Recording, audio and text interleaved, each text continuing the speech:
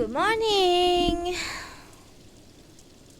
Good morning, everyone! Wow, there's a lot of you in the chat right now. Good morning! Good morning, Ando. I know you're there. Ando Todox. I don't know who else is there.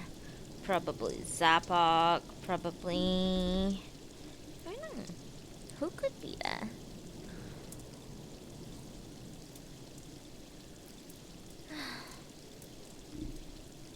I'm sorry guys that I didn't stream last weekend for the Yakuza 6.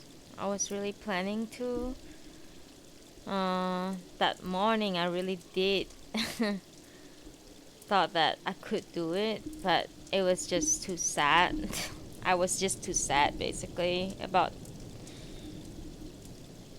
I don't know, like as a woman who has to read news about our reproductive rights being controlled by government. Like it's so backward thinking. I don't even live in the US. Like in my country, abortion is legal. Can you believe it? And I'm in a developing country, right? But what scares me is that if US, which you can regard as one of the biggest, I'm sorry to go right into the political shit right now, but it really does affect me. If US, such a big country who has influence on many other little countries like mine, says that abortion is illegal, that's just gonna set a precedent to something that is, it just scares me, okay? Right? But yeah, the reason why I didn't stream on last Saturday for Yakuza 6 is because I was very deeply affected by the news. But Noodible is Noodible. It's a calming and nice place for me to spend time with you all. So I'm not gonna dwell too much on the negative stuff. Well, let me tell you what happened this morning, okay? Incident this morning. So I have this plant. I name it. Not I name it. We name it. Zappo and I name it. Sonia, and it's a Fittonia plant. I don't know if you guys know what a Fittonia plant is. Fittonia plant is like a there's a many variety of it, but mine is a green leaf with pink veins, and it's very, very, very, very, very beautiful plant. Very beautiful plant. So I was like, I thought I would give it a little bit sunlight today, like at least morning light, because you're not supposed to give them like direct sunlight. So I put it by the window of my bed to give it a little like light. And then my cat came into my room and just like, frolicking with me. And I didn't watch him for like 1 second, and he started chewing up my the leaves of my poor plant. And I lost 2 viewers just because I'm talking about abortions and plants. Hey, fuck you if you don't want to listen to this, okay? So yeah, I'm kind of sad. I have to like cut off like a few of the leaves, but the plants still look very lush and beautiful. So I don't know. I'm very into plants nowadays. I kept looking at like different indoor plants that I can like put on my table or something to light up the room. But I don't want anything that's like too high maintenance either. Fittonia is quite high maintenance, and I'm thinking if I travel, like what would happen to it. Cause my mom is not the best when it comes to like, I don't know, but internet age is easier for me to like WhatsApp her and tell her to like um, water it Anyway,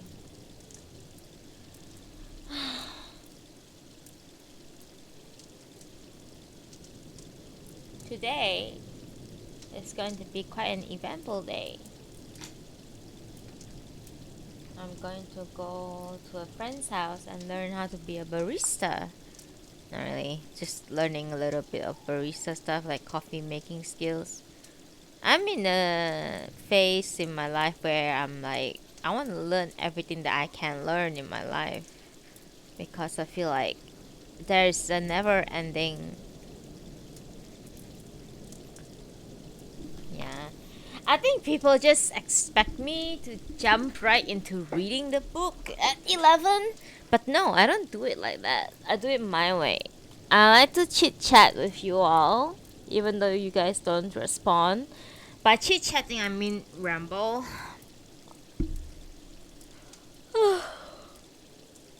Before I start reading the book, I could start now. I'm tired. I know it's stupid to say I'm tired like so early in the morning, but I guess my hope is that you guys understand why I'm tired. I don't know. Something just wish things aren't so complicated sometimes. That's all. It's very sad. Oh, thank you, Ando. I'll take a sip of tea. I'll take that as a sign that you want me to start reading the book. But anyway, I'm going to start reading the book, don't worry. I'm gonna take a sip of tea and we shall start reading today.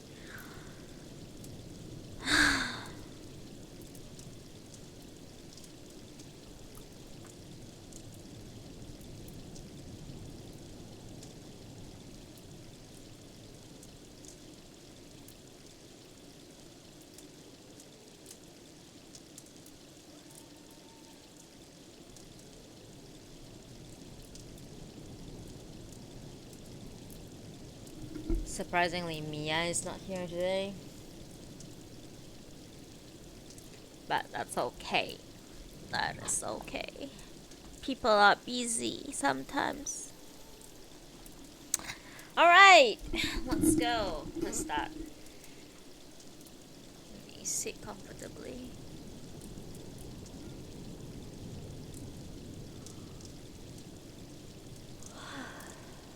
Today, we are reading A Pale View of Hills, the first novel by Kazuo Ishiguro.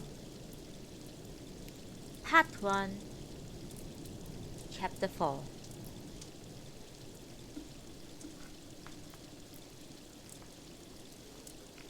I was in the kitchen one afternoon preparing the supper before my husband came home from work, and when I heard a strange sound coming from the living room, I stopped what I was doing and listened. It came again. A sound of a violin being played very badly. The noises continued for a few minutes before it stopped. Then I went into the living room. I found Ogata-san bowed over a chessboard. The late afternoon sun was streaming in, and despite the electric fans, a humidity had set in all around the apartment. I opened the windows a little wider. "Didn't you finish your game last night?" I asked, coming over to him. "No." Jiro claimed he was too tired. A ploy on his part, I suspect. You see, I have him in a nice corner here. I see. He's relying on the fact that my memory is so foggy these days, so I'm just going over my strategy again. How resourceful of you, father. I doubt if Jiro's mind worked quite so cunningly. Perhaps not. I dare you know him better than I do these days. Ogata-san continued to study the board for several moments, then look up and laugh. this must be this must seem amusing to you. Jiro sweating away at his office, and here I am preparing a game of chess for when he comes home. I feel like a small child waiting for his father. Well, I would much rather you occupy yourself with chess. Your musical recital earlier was hideous. How disrespectful! I thought you'd be moved, Etsuko. The violin was on the floor nearby, put back in its case. Ogata-san watched me as began opening the case. I noticed I noticed it up there on the shelf, he said. I took the liberty of bringing it down. Don't look so concerned, Etsuko. I was very gentle with it. I can't be sure. As you say, father's like a child these days. I held up the violin and examined it. Except small children can't reach up to the high shelves. I tucked the instrument under my chin. Ogata-san continued to watch me. Play something for me, he said. I am sure you can do better than me. I'm sure I can. Once more, I held the violin out at arm's length. But it's been such a long time. You mean you haven't been practicing? Now, that's a pity, Etsuko. You used to be so devoted to the instrument. I suppose I once was, but I hardly touch it now. A great shame, Etsuko. And you were so devoted. I remember when you used to play in the dead of night and wake up the house. Wake up the house? When did I do that? Yes, I remember. When you first came to stay with us. Ogata-san gave a laugh. Don't look so worried, Etsuko. We all forgave you. Now let me see. Who was the composer you used to admire so much? Was it Mendelssohn? Is that true? I woke up the whole house? Don't. Why didn't you stop? Don't. Don't look so worried, Etsuko. It was years ago. Play me something by Mendelssohn. But why didn't you stop me? It was only for the first few nights, and besides, we didn't mind at the very least. I plucked the strings lightly. The violin was out of tune. I must have been such a burden to you in those days, I said quietly. Nonsense. But the rest of the family, they must have thought I was a mad girl. They couldn't have thought too badly of you. After all, you ended up it ended up with you marrying Shiro. Now come on, Natsuko. Enough of this. Play me something. What was I like in those days, father? Was I like a mad person? You were very shocked, which was only to be expected. We were all shocked, those of us who were left. Now, Etsuko, let's forget those things. I'm sorry I ever brought up the matter. I brought the instrument up to my chin once more. Ah, he said, Mendelssohn. I remained like that for several seconds, the violin under my chin. Then I brought it down to my lap and sighed. I hardly play it now, I said. I'm sorry, Etsuko. Ogata-san's voice had become sullen. Perhaps I shouldn't have touched it. I looked up at him and smiled. So, I said, the little child's feeling guilty now. It's just that I saw it up there and I remembered it from those days. I'll play it for you another time, after I've practiced a little. He gave me a little bow. A smile returned to his eyes. I'll remember you promised, Etsuko. And perhaps you could teach me a little. I can't teach you everything, Clever. You said you wanted to learn to cook. Ah, yes, that too. I'll play for you the next time you come and stay with us. I'll remember you promised, he said. After supper that evening, Jiro and his father settled down to their game of chess. I cleared up the supper things and then sat down with some sewing. At one point during their game, Ogata-san said, I've just noticed something. If you don't mind, I would like to make that move again. Certainly, said Jiro. But then, it would be unfair to you, especially since I seem to have the better of you at the moment. No, not at all. Please take the move again. You don't mind? Not at all. They played in silence. Jiro, Ogata-san said after several minutes. I was wondering, have you written that letter yet to Shigeo Matsuda? I looked up from my sewing. Jiro appeared absorbed in the game and did not reply until he had moved his piece. Shigeo? Well, not yet. I've been meaning to, but I've been just so busy recently. Of course, I quite understand. I just happened to think of it, that's all. I don't seem to have much time just recently. Oh, wait. Of course, there's no hurry. I don't mean to keep pestering you like this. It's just that it might be more appropriate if he heard from you fairly soon. It's a few weeks now since his article appeared. Yes, certainly. You're quite right. They returned to their game. For some moments, neither of them spoke. Then Ogata-san said, How do you suppose he'll react? Shigeo? I don't know. As I say, I don't know him very well these days. He has joined the Communist Party, you say? I'm not certain. He suddenly expressed such sympathies when I last saw him. A great pity. But then, there's so many things in Japan today to sway a young man. Yes, no doubt. So many young men these days get carried away with ideas and theories, but perhaps he'll be back down and apologize. There's nothing like a timely reminder of one's personal obligations, you know. I suspect Shigeo never even stopped to consider what he was doing. I think he wrote that article with a pen in one hand and his books about communism on the other. He may well back down in the end. Quite possibly. I've just had so much work recently. Of course, of course. Your work must take precedence. Please don't worry about it. Now, was it my move? They continued their game, speaking a little. Once I heard Ogata-san say, You're moving just as I anticipated.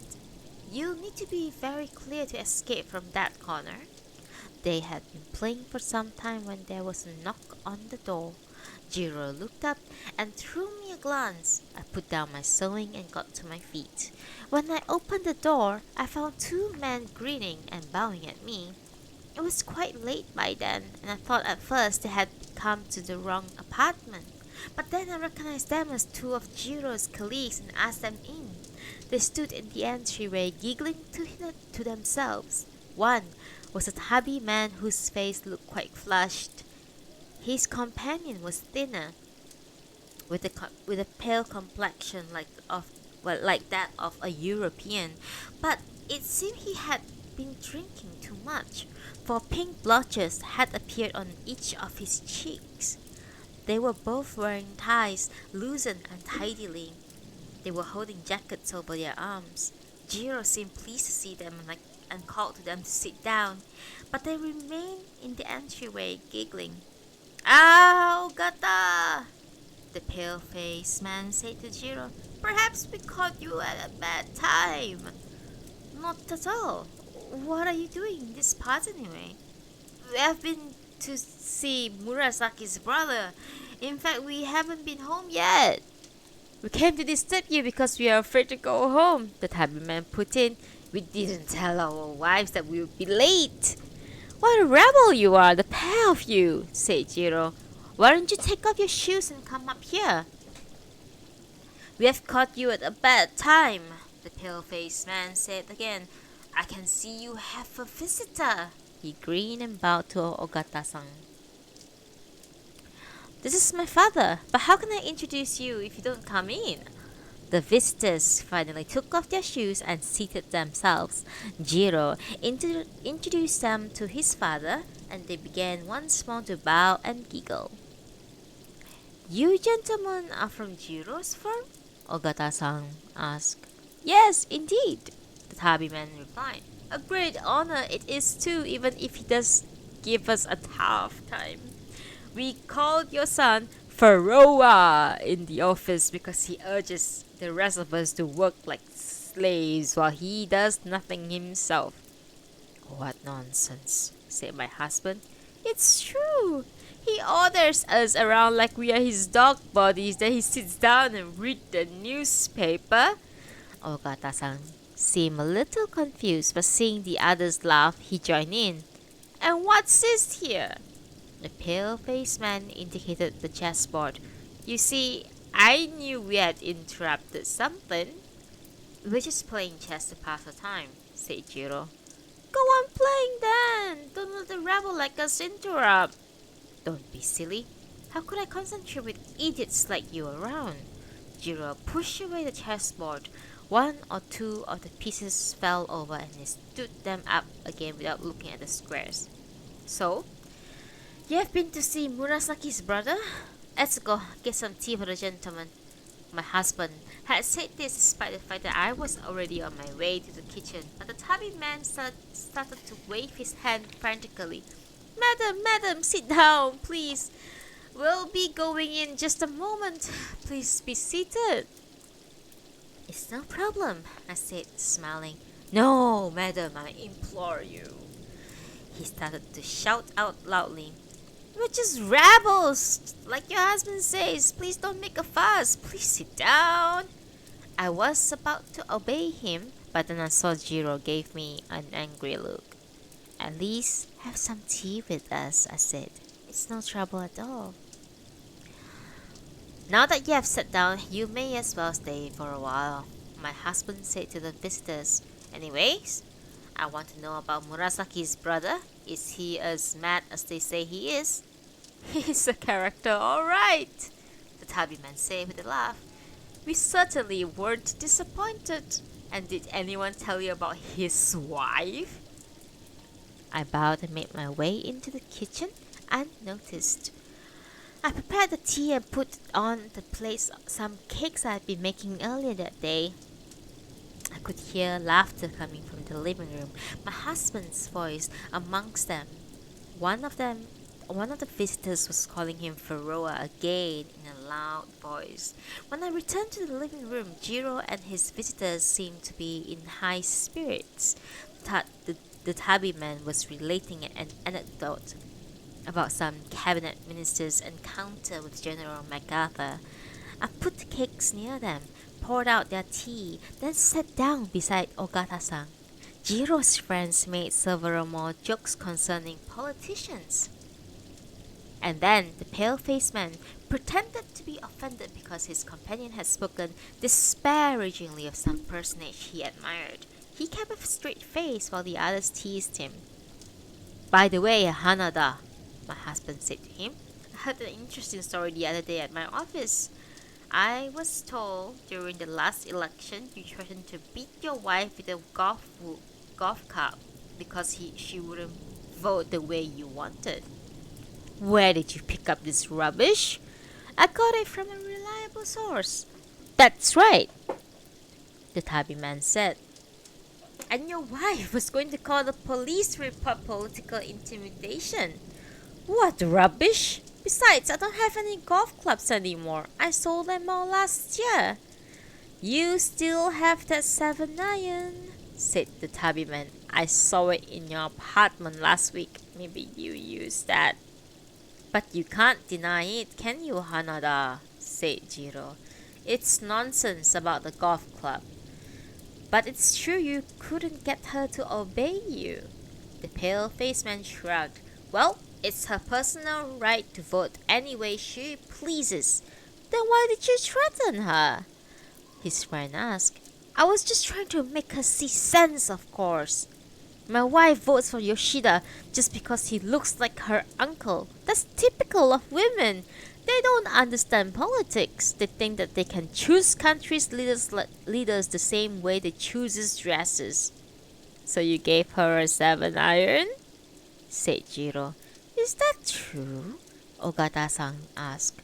He had not spoken since I had come back with the tea.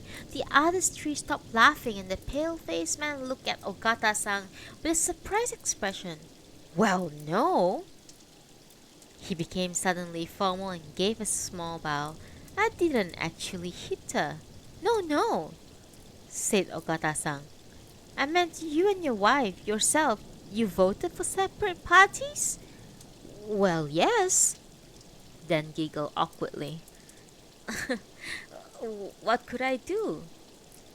I'm sorry, I didn't mean to pry. Ogata-san gave a low bow, and the pale-faced man returned it, as if bowing were a signal. The three younger men started once more to laugh and talk amongst themselves.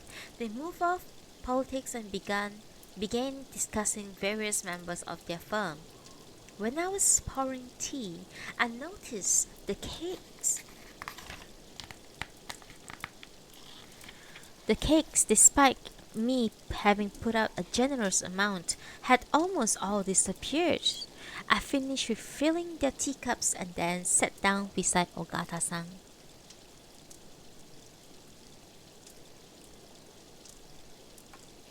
The visitors stayed for an hour or so. Jiro saw them to the door and sat down again with a sigh. It's getting late, he said. I need to turn in soon. Ogata-san was examining the chessboard. I think the pieces got jogged a little, he said. I'm sure the horse was on this square, not that one. Quite probably. I'll put it here then. Are we agreed on this? Yes, I'm sure you are right. We'll have to finish the game another time, Father. I'll need to retire very shortly. How about playing just the next few moves? We may well finish it off. Really, I'd rather not. I'm feeling very tired now. Of course. I packed away the sewing I had been doing earlier in the evening and sat waiting for the others to retire. Jiro, however, picked up a newspaper and started to read the back page. Then he took the last remaining cake from the plate and began to eat nonchalantly. After several moments, Ogata-san said, Perhaps we ought to just finish it off now. It will only take a few more moves. Father, I really am too tired now. I have to go to work in the morning. Yes, of course. Jiro went back to his newspapers. He continued to eat the cake while I watched several crumbs drop on the tatami. Ogata-san continued to gaze at the chessboard for some time. Quite extraordinary, he said eventually. What your friends say. Oh, what was that? Jiro did not look up from his newspaper. About him and his wife voting for different parties. A few years ago, that would be unthinkable. No doubt. Quite extraordinary the things that happen now. But that's what meant by democracy, I suppose. Ogata-san gave a sigh. These things we have learned so eagerly from the Americans, they aren't always to the good. No, indeed they are not. Look what happens. Husband and wife voting for different parties. It's a sad state of affairs when a wife can't be relied on in such matters anymore. Jiro continued to read his newspaper. Yes, it's regrettable, he said. A wife these days feels no sense of loyalty towards the household. She just does what she pleases, votes for a different party if the whim takes her. That's so typical of the way things have gone in Japan. All in the name of democracy, people abandon obligations. Jiro looked up at his father for a brief moment, then turned his eyes back to the paper. No doubt you are very right, he said. But surely the Americans didn't bring all that. The Americans, they never understood the way things were in Japan. Not for one moment have they understood. Their ways may be fine for Americans, but Japan things are different, very different. Ogata-san sighed again. Discipline, loyalty, such things held Japan together once. They may sound fanciful, but it is true. People were bound by a sense of duty towards one's family, towards superiors, towards the country. But now, instead, there's all this talk about democracy. You hear it whenever people want to be selfish, whenever they want to forget obligations. Yes, no doubt you're right. Jiro yawned and scratched the side of his face. Take what happened in my profession, for instance. Here was a system we had nurtured and cherished for years. The Americans came and stripped it, tore it down without a thought. They decided our schools would be like American schools, and children should learn what American children learn, and the Japanese welcome it all. Welcome it with a lot of talk about democracy. He shook his head. Many fine things were destroyed in our schools. Yes, I'm sure that's very true. Jiro glanced up once more, but surely there were some faults in the old system in schools as much as anywhere. Jiro, what is this? Something you read somewhere? It's just my opinion. Did you read that in your newspaper? I devoted my life to the teachings of the young, and then I watched the Americans tear it down. Quite extraordinary what goes on in schools nowadays. The way children are taught to behave, extraordinary. And so much just isn't taught anymore. Do you know? Children leave school today knowing nothing about the history of their own country. That may be a pity, admittedly, but then I remember some odd things about my school days. I remember being taught about how Japan was created by gods, for instance. How we as a nation were divine and supreme. We had to memorize textbook word for word. Some things aren't such a loss, perhaps. But Jira, things aren't as simple as that. You clearly do not understand how such things worked. Things aren't we devoted Things aren't nearly as simple as you presume. We devoted ourselves in ensuring that proper qualities were handed down, that children grew up with the correct attitude to their country, to their fellows. There was a spirit in Japan once. It bound us all together. Just imagine what it must be like being a young boy today. He's taught no values of school, except, perhaps, that he should selfishly demand whatever he wants out of life. He goes home and finds his parents fighting because his mother refuses to vote for his father's party. What a state of affairs! Yes, I see your point. Now, father, I am sorry, but I must go to bed. We did our best. Men like Endo and I, we did our best to nurture what was good in the country, and a lot of good has been destroyed. It's most regrettable. My husband got to his feet. Excuse me, father, but I must sleep. I have another busy day tomorrow. Ogata-san looked up at his son, a somewhat surprised expression on his face. Why, of course. How inconsiderate of me to have kept you up so late. He gave a small bow. Not at all. I'm sorry we cannot talk longer, but I really ought to get some sleep now. Why, of course. Jiro wished his father a good night's sleep and left the room for a few seconds. Ogata-san gazed at the door through which Jiro had disappeared as if he expected his son to return at any moment. Then he turned to me with a troubled look. "I didn't realize how late it was," he said. I didn't mean to keep Jiro up."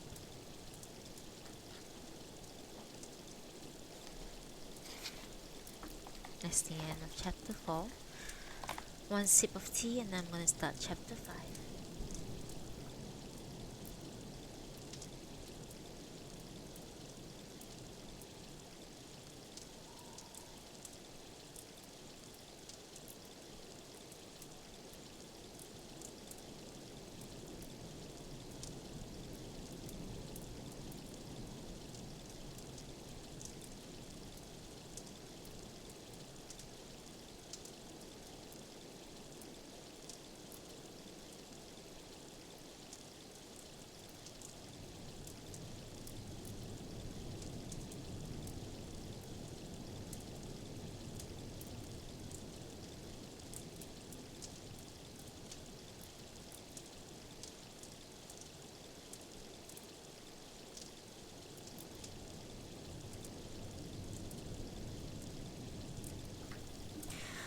Chapter 5.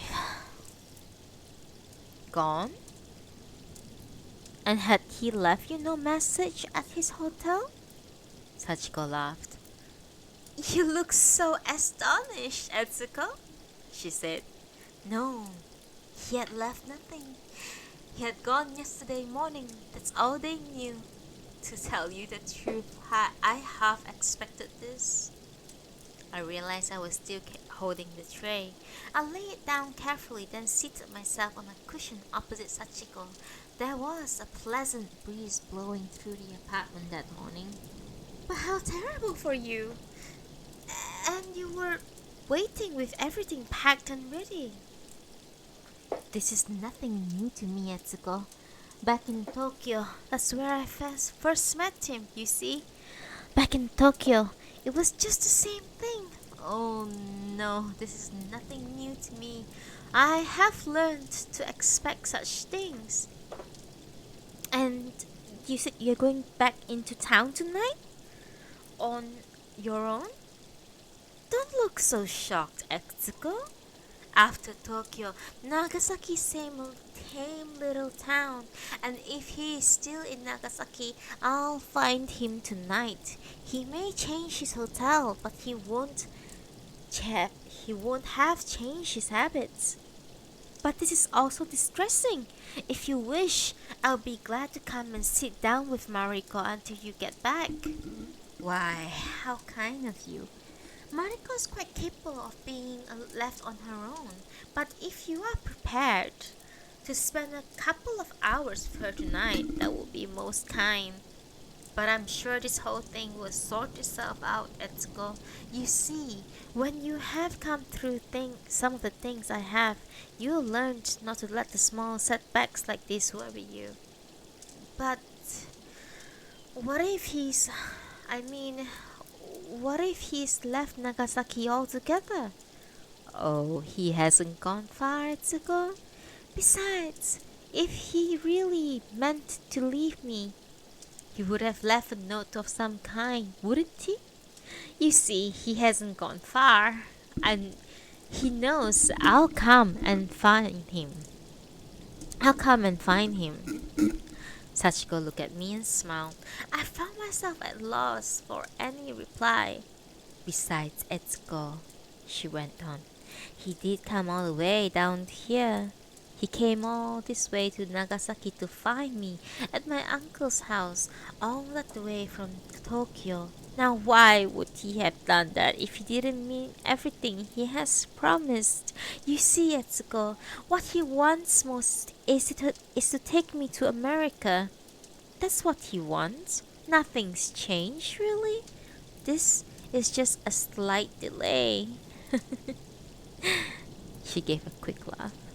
"Sometimes, you see, he's like a little child. But What do you think your friend means by going off like this? I don't understand. There's nothing to understand, Etsuko. It hardly matters. What he really wants is to take me to America and lead a steady, respectable life there. That's what he really wants. Otherwise, why would he have come all the way and found me at my uncle's house? You see, Etsuko, this is not anything to be so worried about. No, I'm sure it isn't. Sachiko seemed about to speak again, but then appeared to stop herself. He stared down at the tea things on the tray. Well then, Netsuko, she said with a smile. Let's pour the tea. She watched in silence as I poured. Once, when I glanced quickly towards her, she smiled as if to encourage me. I finished pouring the tea, and for a moment or two we sat there quietly. Incidentally, Etsuko, Sachiko said, I take it you have spoken to Mrs. Fujiwara and explained my position to her. Yes, I saw her the other day before yesterday. I suppose she had been wondering what had become of me. I explained to her that you had been called away to America, and she was perfectly understanding about it. You see, Etsuko, said Sachiko, I find myself in a difficult situation right now. Yes, I can appreciate that. As regards finances as well as everything else. Yes, I see. I say with a bow. If you wish, I could certainly talk to Mrs. Fujiwara. I am sure, under the circumstances, she would be happy to. No, no, Etsuko. Sachiko gave a laugh. I have no desire to return to a little noodle shop. I fully expect to be leaving for America in the near future. It's merely a case of things being delayed a little, that's all. But in the meantime, you see, I'll need a little money. And I was just remembering, Etsuko, how you once offered to assist me in that respect. She was looking at me with a kindly smile. I looked back at her for a few moments and I bowed and said, I have a saving on my own, not a great deal, but I would be glad to do what I can. Sachiko bowed gracefully, then lifted her teacup. I won't embarrass you, she said, by naming any particular sum. That, of course, is entirely up to you. I'll be gratefully accept whatever you feel is appropriate. Of course, the loan will be returned in due course. You can rest assured of that, Etsuko. Naturally, I said quietly. I had no doubt on that. Sachiko continued to regard me with her kindly smile. I excused myself and left the room. In the bedroom, the sun was streaming in, revealing all the dust in the air. I knelt beside a set of small drawers at the foot of our cupboard.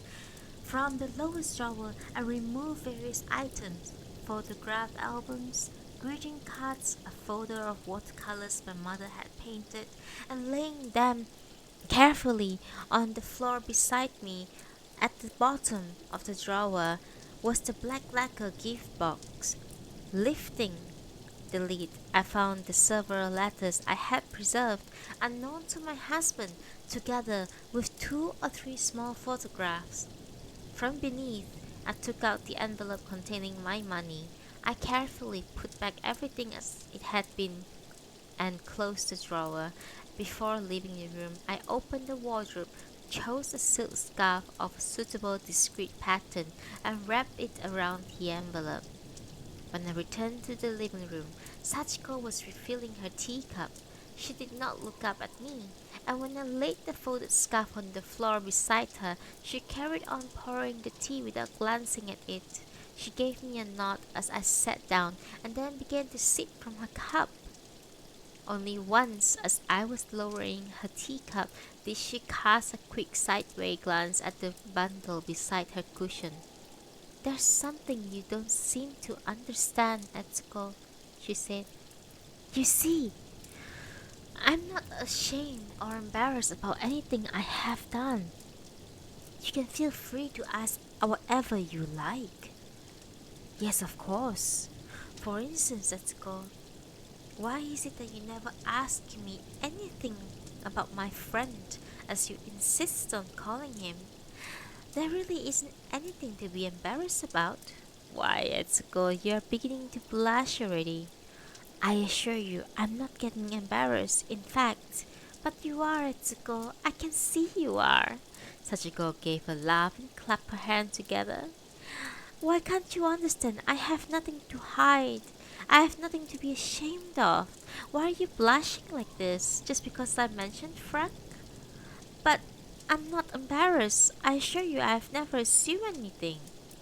Why do you never ask me about him, Etsuko? There must be all sort of questions you would like to ask. So why don't you ask them? After all, everybody else in the neighborhood seems to be interested enough. You must be too, Etsuko. So feel free. Ask me anything you like. But I really... Come on, Etsuko. I insist. Ask me about him. I do want you to. Ask me about him, Etsuko. Very well then. Well, go on, Etsuko. Ask. Very well. What does he look like, your friend? What does he look like? Sachiko laughed again. Is that all you wish to know? He's tall, like most of these foreigners, and his hair is going a little thin. He's not old, you understand. Foreigners go bald more easily. Did you know that, Etsuko? Now ask me something else about him. There must be other things you want to know. Well, quite honestly. Come on, Etsuko. Ask. I want you to ask. But really, there's nothing I wish to. But there must be. Why don't you ask? Ask me about him, Etsuko. Ask me. Well, in fact, I said, I did wonder about one thing. Sachiko seemed to suddenly freeze. She had been holding her hands together in front of her, but now she lowered her hands together and placed them on her lap. I did wonder, I said, if he spoke Japanese at all. For a moment, Sachiko said nothing. Then she smiled and her manner seemed to relax. She lifted her teacup again and took several sips. Then, when she spoke again, her voice sounded almost dreamy. Foreigners have so much trouble with our language, she said. She paused and smiled to herself. Frank's Japanese is quite terrible, so we converse in English. Do you know English at all, Etsuko? Not at all? You see, my father used to speak good English. He had connections in Europe and he always encouraged me to study the language. But then, of course, when I married, I stopped learning. My husband forbade it. He took away all my English books. But I didn't forget it. When I met foreigners in Tokyo, it came back to me. Thank you.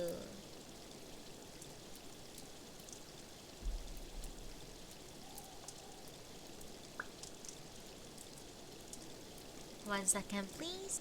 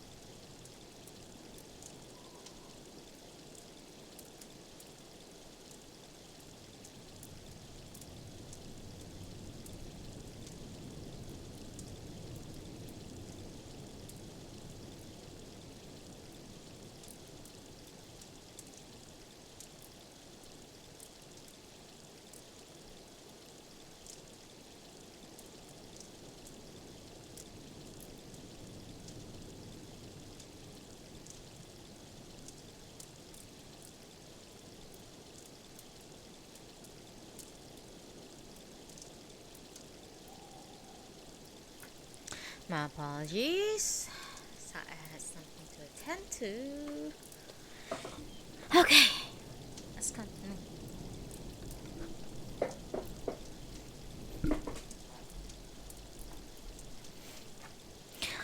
We sat in silence for a while, then Sachiko gave a tired sigh. I suppose I'd better get back fairly soon, she said. She reached down and picked up the folded scarf. Then, without inspecting it, she dropped it into her handbag. You want to have a little more tea? I asked. She shrugged. Just a little more, perhaps. I refilled the cups. Sachiko watched me, then said, if it's inconvenient about tonight, I mean, it wouldn't matter at all. Should be capable of being left on her own by now. It's no trouble. I'm sure my husband won't object it. You're very kind, Etsuko, Sachiko said in a flat tone. Then she said, I should warn you, perhaps. My daughter has been in somewhat difficult mood these past few days. That's all right, I said, smiling. I need to get used to children in every kind of mood. Sachiko went on drinking her tea slowly.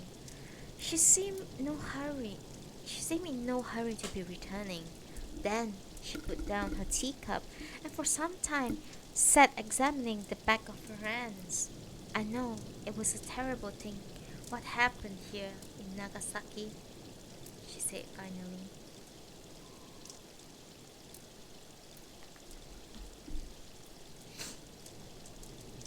But it was bad in Tokyo too. Week after week it went on. It was very bad. Towards the end, we were all living in tunnels and derelict buildings, and there was nothing but rubble. Everyone who lived in Tokyo saw unpleasant things, and Mariko did too.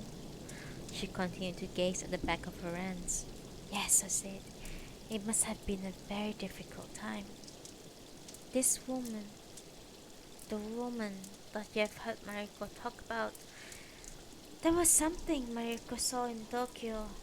She saw other things in Tokyo, some terrible things, but she's always remembered that woman. She turned over her hands and looked at the palms, looking from one to the other as if to compare them. And this woman? I said, she was killed in a raid? She killed herself. She said she cut her throat. I never knew her. You see, Mariko running off one morning and I can't remember why. Perhaps she was upset about something. Anyway, she went off running out into the streets. So I went chasing after her. It was very early. There was nobody about. Mariko ran down an alleyway and I followed after her. There was a canal at the very end and the woman was kneeling there, up to her elbows in water.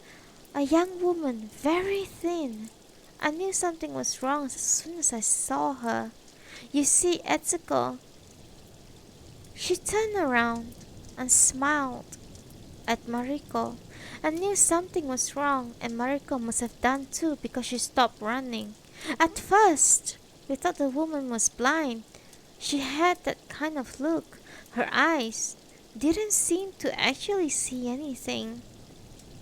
Well, she brought her arms out out of the canal and showed us what she has been holding underwater. It was a baby. I took hold of Mariko and we came out of the alley. I remained silent, waiting for her to continue. Sachiko helped herself to more tea from the pot. As I say, I heard the woman killed herself. That was a few days afterwards. How old was Mariko then? 5, almost 6. She saw other things too in Tokyo, but she always remembers that woman. She saw everything. She saw the baby. Yes. Actually, for a long time, I thought she had not understood what she had seen. She didn't talk about it afterwards. She didn't even seem particularly upset at the time. She didn't start talking about it until a month or so later. We were sleeping in this old building, then I woke up in the night and saw Mariko sitting up, staring at the doorway. There wasn't a door, but there was just this doorway, and Mariko was sitting up, looking at it. I was quite alarmed. You see, there was nothing to stop anyone walking into the building. I asked Mariko what was wrong. She said a woman had been standing there watching us. I asked what sort of woman. Mariko said it was the one we had seen that morning, watching us from the doorway. I got up and looked around, but there wasn't anyone there. It's quite possible, of course, that some woman was standing there. There was nothing to stop anyone stepping inside. I see. And Mariko mistook her for the woman you had seen. I expect that's what happened. In any case, that's when it started. Mariko's obsession with that woman.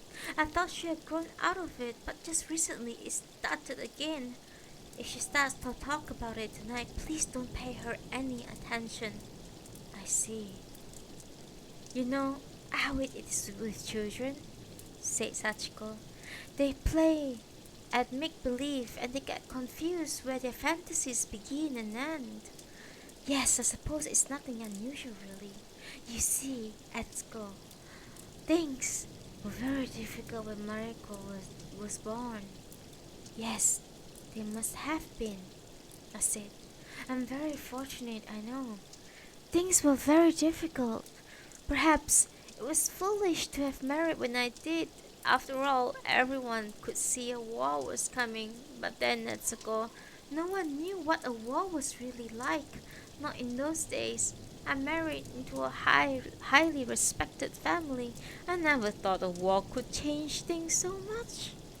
Sachiko put down her teacup and passed a hand through her hair. Then she smiled quickly. As regards tonight, Etsuko, she said, my daughter is quite capable of amusing herself, so please don't bother too much with her.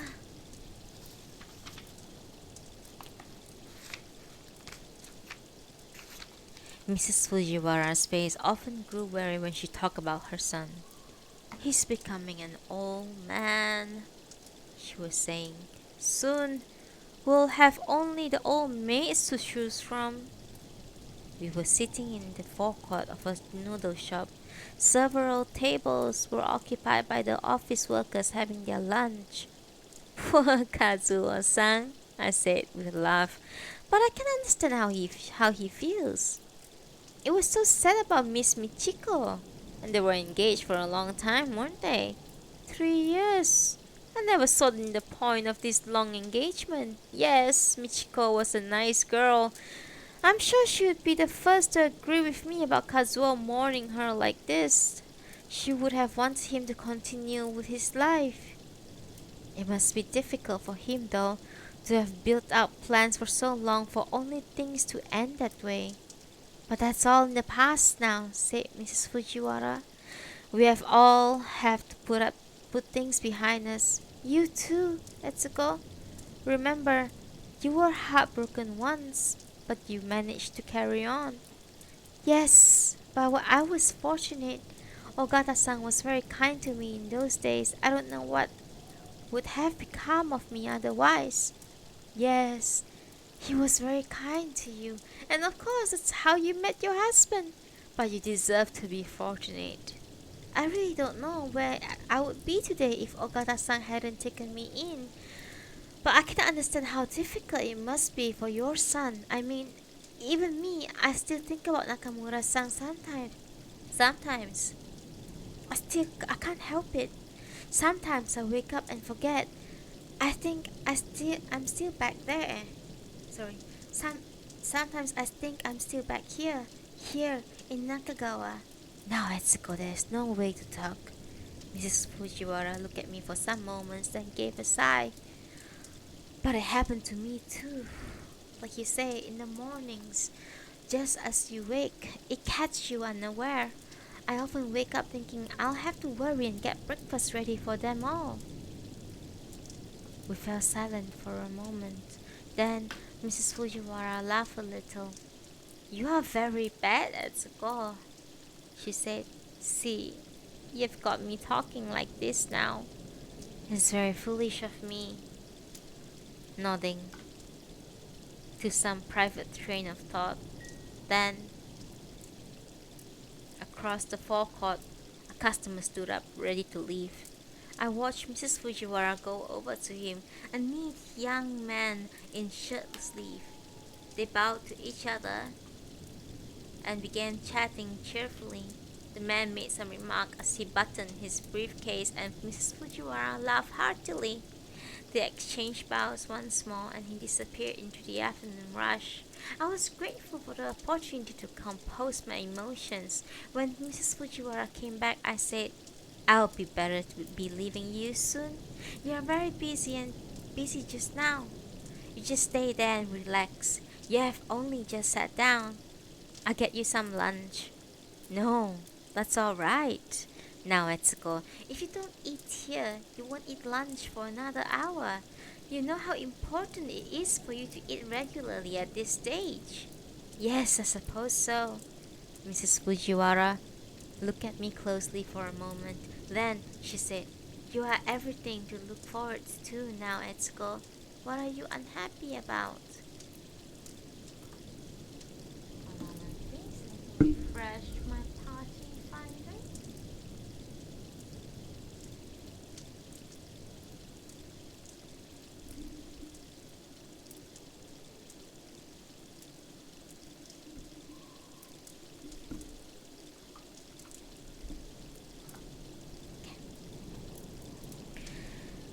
Unhappy? But I'm not unhappy in the least. She continued to look at me and I laughed nervously. Once the child comes, she said, you will be delighted. Believe me, you'll make a splendid mother at school. I hope so. Of course you will. Yes. I looked up and smiled. Mrs. Fujiwara nodded and then rose to her feet once more. The inside of Sachiko's cottage had grown increasingly dark.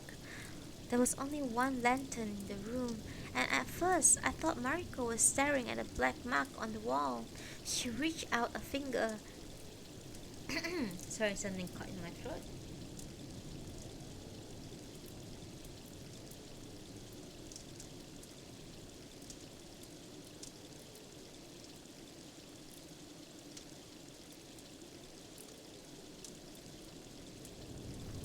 Sorry.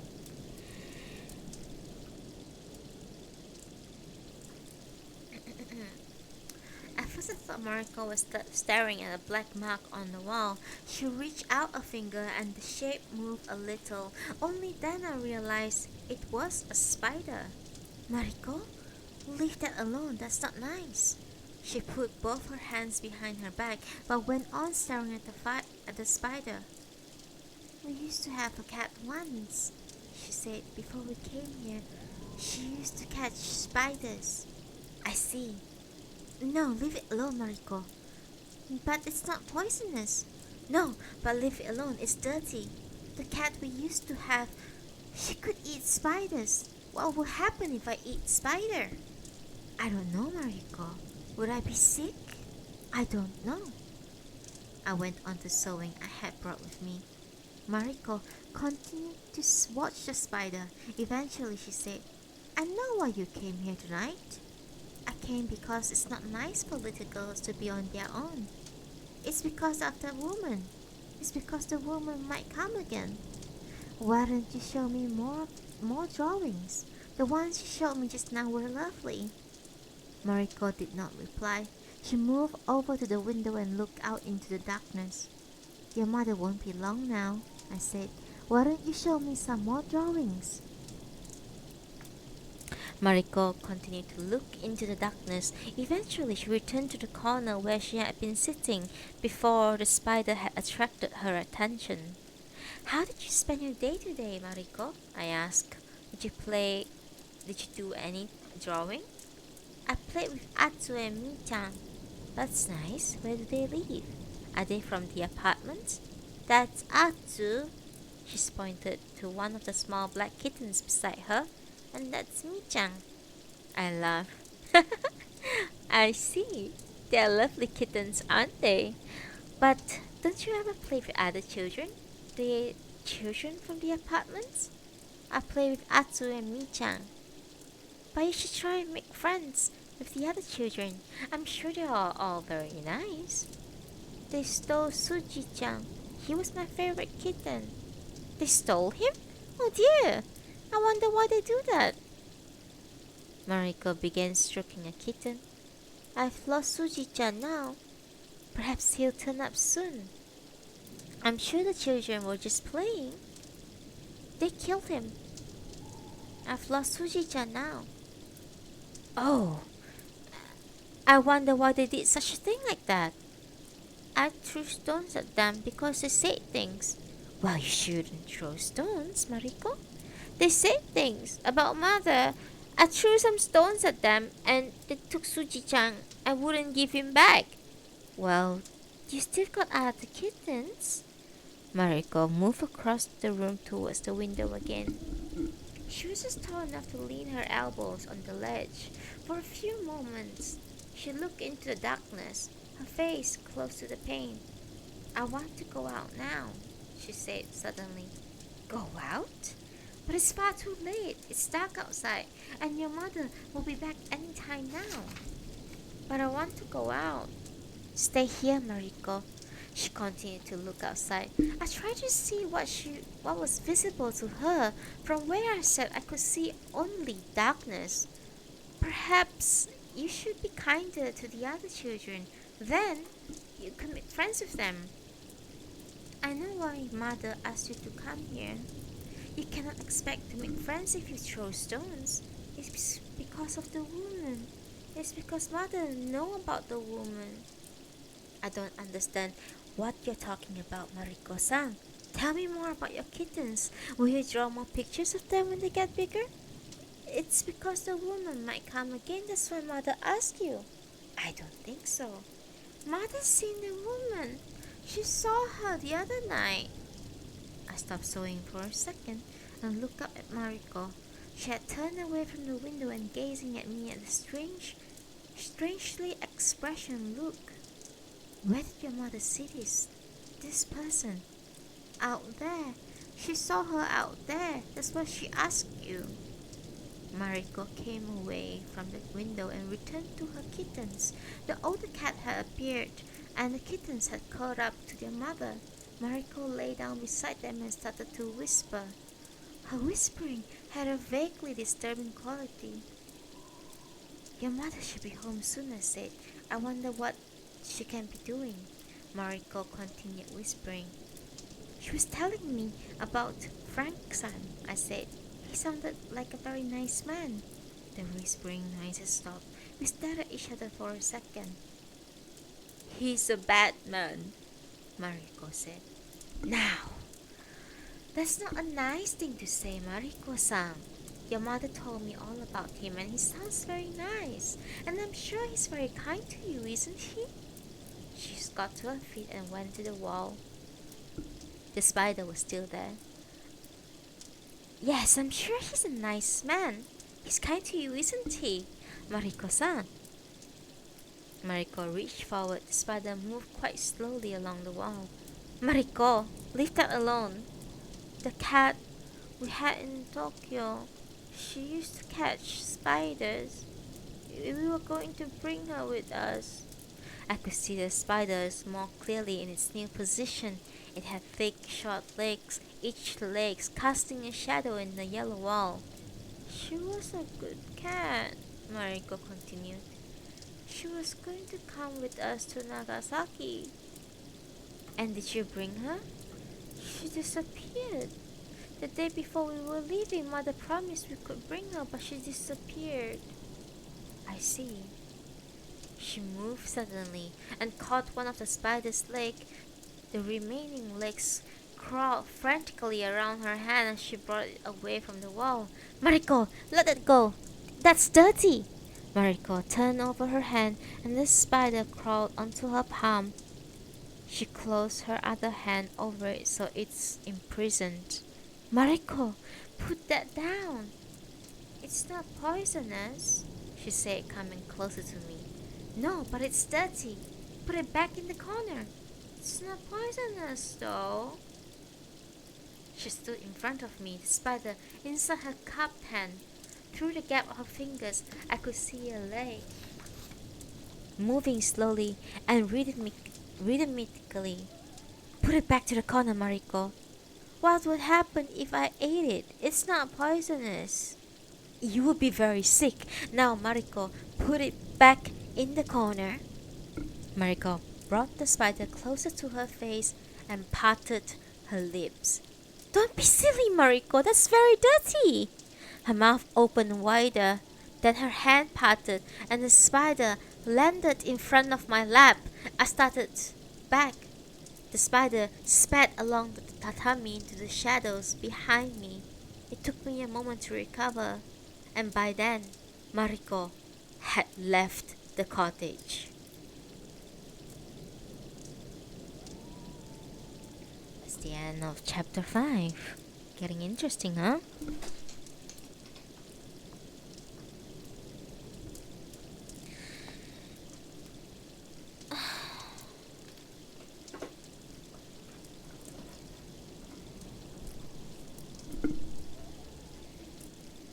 One moment for a sip of tea.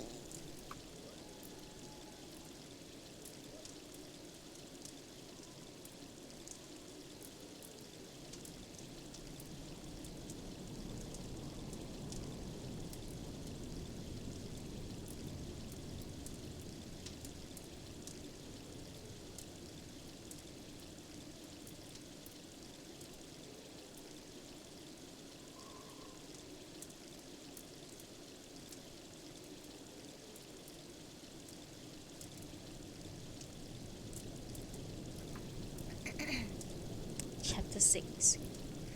I cannot be sure how long I have spent searching for her that night. Quite possibly it was a considerable time, for I was advanced in my pregnancy by then and careful to avoid hurried movements. Besides, once having come outside, I was finding it strangely peaceful to walk beside the river. Along one section of the bank, the grass had grown very tall. I must have been wearing sandals that night, for I can remember distinctly the feel of grass on my feet. As I walked, there were insects making noises all around me. Then, eventually, I became aware of a separate sound, a rustling noise as if a snake was sliding in the grass behind me. So I stopped to listen. Then, realized what had caused it. An old piece of rope had tangled itself around my ankle and I had been dragging it through the grass. I carefully released it from around my foot. Then I held it up to the moonlight and it felt damp and muddy between my fingers.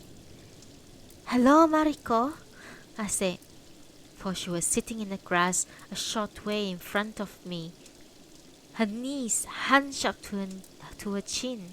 A willow tree, one of several that grew on the bank, hung over the spot where she sat. I took a few steps towards her until I could make out her face more clearly. What's that? She asked. Nothing. It's just tangled onto my foot when I was walking. What is it though? Nothing. Just a piece of old rope. Why are you out here? Do you want to take a kitten? A kitten? Mother says we can't keep the kittens. Do you want one? I don't think so. But we have to find homes for them soon. Or else Mother says that we have to drown them. That would be a pity. You could have Atsu. We'll have to see. Why have you got that? I told you, it's nothing. It just caught onto my foot. I took a step closer. Why are you doing that, Mariko? Doing what? You were making a strange face just now. I wasn't making a strange face. Why have you got the rope? You are making a strange face. It was a very strange face. Why have you got the rope? I watched her for a moment. Signs of fear were appearing on her face. Don't you want to kitten them?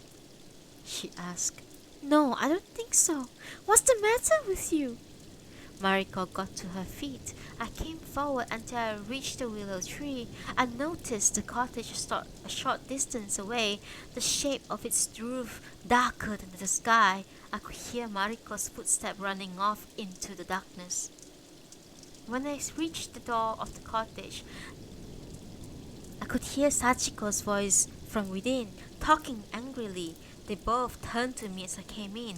Sachiko was standing in the middle of the room, her daughter before her. In the light cast by the lantern, her carefully prepared face had a mask-like quality. I fear Mariko has been giving you trouble, she said to me. Well, she ran outside. Say sorry to Etsuko-san. She gripped Mariko's arm roughly. I want to go outside again. You won't move. Now apologize. I want to go outside. With her free hand, Sachiko slapped the child sharply on the back of her thigh. Now apologize to Etsuko-san. Small tears were appearing in Mariko's eyes. She looked at me briefly, then turned back to her mother. Why do you always go away? Sachiko raised her hand again warningly. Why do you always go away with Frank-san? Are you going to say you're sorry? Frank-san pieces like a pig. He's a pig in the sewer. Sachiko stared at her child, her hand still poised in the air. He drinks his own piss. Silence! He drinks his own piss and he shits in his bed. Sachiko continued to glare, but remained quite still. He drinks his own piss. Mariko pulled her arm free and walked across the room with an air of nonchalance. At the entryway, she turned and stared back at her mother. He pisses like a pig, she repeated and then went out into the darkness. Sachiko stared at the entryway for some moments, apparently oblivious of my presence. Shouldn't someone go after her? I said after a while. Sachiko looked at me and seemed to relax a little. No, she said, sitting down. Leave her. But it's very late. Leave her. She can come when she pleases. A kettle had been steaming on the open stove for some time. Sachiko took it off the flame and began making tea. I watched her for several moments and then asked quietly, Did you find your friend? Yes, Etsuko, she said. I found him. She continued with her tea making, not looking up to me. Then she said, It's very kind of you to have come here tonight. I do apologize about Mariko. I continued to watch her. Eventually I said, What are your plans now? My plans? Sachiko finished filling the teapot, then poured the remaining water onto the flame. Etsuko, I have told you many times, what is the utmost importance to me is my daughter's welfare. That must come before everything else. I'm a mother after all. I'm not some young saloon girl with no regard for decency. I am a mother, and my daughter's interests come first. Of course, I intend to write to my uncle. I will inform him of my whereabouts, and I will tell him as much as he has the right to know about my present circumstances. Then if he wishes, I'll discuss with him the possibilities of us returning to his house. Sachiko picked up the teapot with both hands and began to shake it gently. As a matter of fact, Etsuko, I'm rather glad things turned out like this. Imagine how unsettling it would have been for my daughter finding herself in a land full of foreigners, a land full of amekos, and suddenly having an ameko for a father. Imagine how confusing that would be for her. Do you understand what I'm saying, Etsuko? She had enough disturbance in her life already. She deserved to be somewhere settled. It's just the way things has turned out this way. I murmured something in assent. Children, Etsuko, she went on. means responsibility. You will discover that yourself soon enough. And that's what he's really scared of. Anyone can see that. He's scared of Mariko. Well, that's not acceptable to me, Etsuko. My daughter comes first. It's just as well things have turned out this way. She went on rocking the teapot in her hands. This must be very distressing for you, I said eventually. Distressing? Sachiko laughed. Etsuko, do you imagine little things like this distress me? When I was your age, perhaps, but not anymore. I've gone through too much over the last few years. In any case, I was expecting this to happen. Oh yes, I'm not surprised at all. I expected this. The last time in Tokyo, it was the same. He disappeared and spent all our money, drank it in all 3 days. A lot of it was my money too. Do you know, Etsuko? I actually work as a maid in a hotel. Yes, as a maid. But I didn't complain, and we almost had enough. A few more weeks and we could have got a ship to America. But then he drank it all. And those weeks I spent scrubbing floors on my knees and he drank it up in 3 days. And now there he is again in a bar with his worthless saloon girl. How can I place my daughter's future in the hands of a man like that? I'm a mother, and my daughter comes first. We fell silent again. Sachiko put the teapot down in front of her and stared at it. I hope your uncle will prove understanding, I said. She gave a shrug. As far as my uncle's concerned, Etsuko, I'll discuss the matter with him. I'm willing to do so for Mariko's sake. If he proves unhelpful, then I'll just find some alternative course. In any case, I have no intention of accompanying some foreign drunkard to America. I'm quite happy he has found some saloon girl to drink with him. I'm sure they deserve one another. For as far as I'm concerned, I'm going to do what's best for Mariko, and that's my decision. For some time, Sachiko continued to stare at the teapot, and then she sighed and got to her feet. She went over to the window, and then peered out into the darkness. Should we go and look for her now? I said. No, Sachiko said, still looking out. She'll be back soon. Let her stay out if that's what she wants.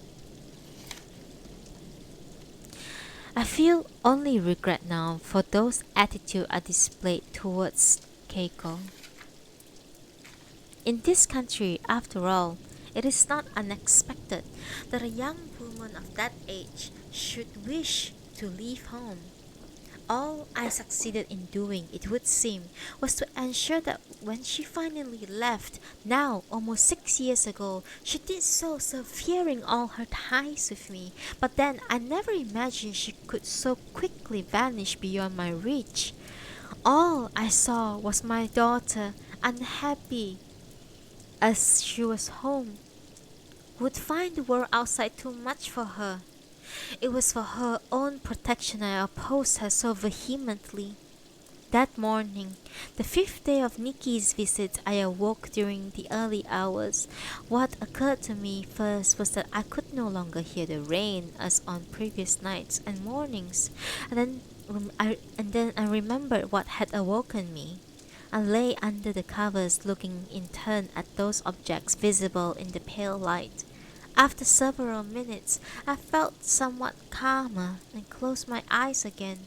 I did not sleep, however. I thought of the landlady, Keiko's landlady, and how she had finally opened the door of that room in Manchester. I opened my eyes and once more looked at the objects in the room.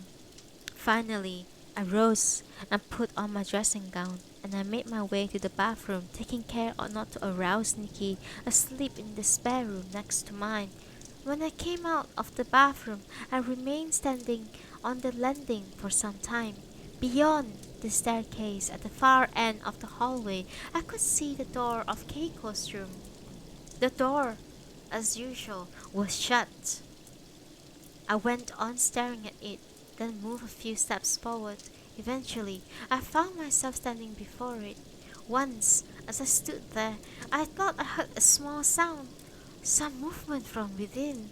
I listened for a while, but the sound did not come again. I reached forward and opened the door. Keiko's room looked stark in grayish light.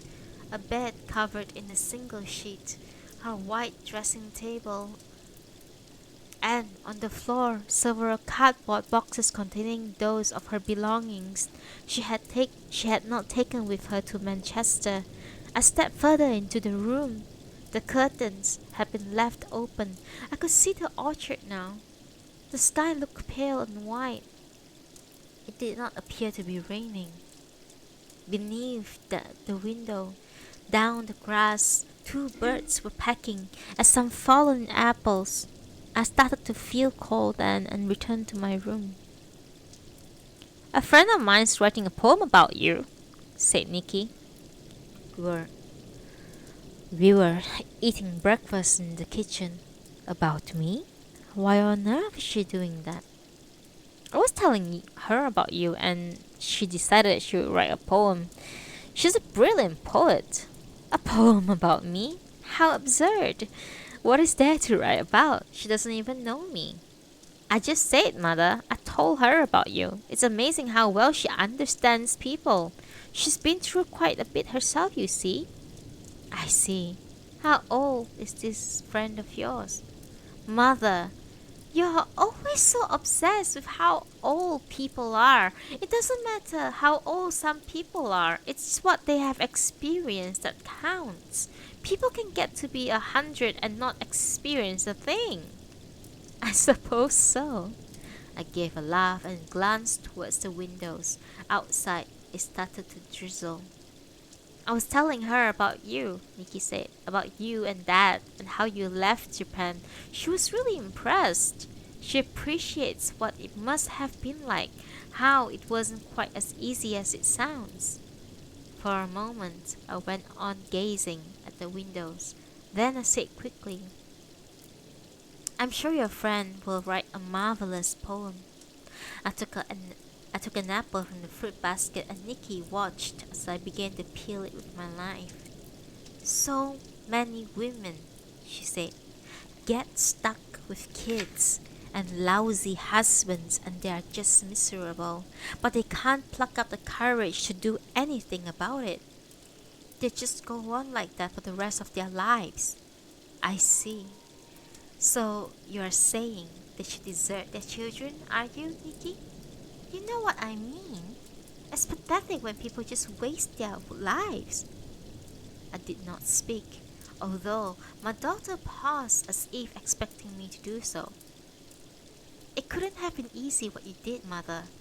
You ought to be proud of what you did with your life. I continued to peel the apple. When I had finished, I dried my fingers on the napkin. My friends all think so too, said Nikki. The ones that I've told anyway. I'm very flattered. Please thank your marvelous friends. I was just saying, that's all. Well, you have made your point quite clearly now. Perhaps I was unnecessarily curt with her that morning, but then it was presumptuous of Nikki to suppose I would need reassuring on such matters. Besides, she has little idea of what actually occurred during those last days in Nagasaki. One supposes she has built out some sort of picture from what her father has told her. Such a picture inevitably would have its inaccuracies. For, in truth, despite all the impressive articles he wrote about Japan, my husband never understood the ways of our culture, even less a man like Jiro. I do not claim to recall Jiro with affection, but then he was never the oafish man my husband considered him to be. Jiro worked hard to do his part for the family, and he expected me to do mine in his own terms. He was, a dutiful husband, and indeed, for the 7 years he knew his daughter, he was a good father to her. Whatever else I convinced myself during those final days, I never pretended Keiko would not miss him. But such a things but such things are long in the past now, and I have no wish to ponder them yet again. My motive for leaving Japan were justifiable, and I know I always kept Keiko's interest very much at heart. There is nothing to be gained in going over such matters again. I've been pruning the pot plants along the window ledge for some time when I realized how quiet Nikki had become. When I turned to her, she was standing in front of the fireplace, looking past me out into the garden. I turned back to the window, trying to follow her gaze. Despite the mist on the pane, the garden was still clearly discernible. Nikki, it seemed, was gazing over to a spot near the hedge, where the rain and wind had put into disarray the canes which supported the young tomato plants. I think tomatoes are ruined for this year, I said. I've really rather neglected them. I was still looking at the canes when I heard the sound of a drawer being pulled open, and when I turned again, Nikki was continuing with her search. She had decided after breakfast to read through all her father's newspaper articles and had spent much of the morning going through all the drawers and bookshelves in the house. For some minutes I continued working on my pot plants. There were a large number of them, cluttering the window ledge. Behind me I could hear Nikki going through the drawers. Then she became quiet again, and when I turned to her, she was once more gazing past me out into the garden. I think I'll go and do the goldfish now. The goldfish? Without replying, Nikki left the room. A moment later, I saw her go striding across the lawn. I wiped away a little mist from the pane and watched her. Nikki walked to the far end of the garden, to the fish pond amidst the rockery. She poured in the feed, and for several moments remained standing there, gazing into the pond. I could see her figure in profile. She looked very thin. Despite her fashionable clothes, there was still something unmistakably childlike about her. I watched the wind disturb her hair and wondered why she had gone outside without a jacket. On her way back, she stopped beside the tomato plants and in spite of the heavy drizzle stood contemplating them for some time. Then she took a few steps closer with much care, began straightening the canes. She stood up several that had fallen completely, then, crouching down so her knees almost touched the wet grass, adjusting the net that I had laid above the soil to protect the plants from marauding birds. "Thank you, Nikki," I said to her when she came in. "That's very thoughtful of you." She muttered something and sat down on the settee. I noticed she had become quite embarrassed. I really must have been rather neglectful about those tomatoes this year, I went on. "Still, it doesn't really matter, I suppose. I know what to do with so I never know what to do with so many tomatoes these days. Last year, I gave most of them to the Morrisons." "Oh God," said Nikki. "The Morrisons. How old are the dear old Morrisons?" "Nikki, the Morrisons are perfectly kind people. I never understood why you need to be so disparaging. You and Kathy used to be best friends once." "Oh yes, Kathy. How is she these days? Still living at home, I suppose?" "Well, yes. She works in the bank now." "Typical enough. That seems to me rather a perfectly sensible thing to be doing at her age. And Marilyn's married now, did you know?" "Oh yes. And who did she marry?" "I don't remember what her husband does. I met him once. He seemed very pleasant." "I expect he's a vicar or something like that." "Now, Nikki, I really don't see why you have to adopt this kind of tones.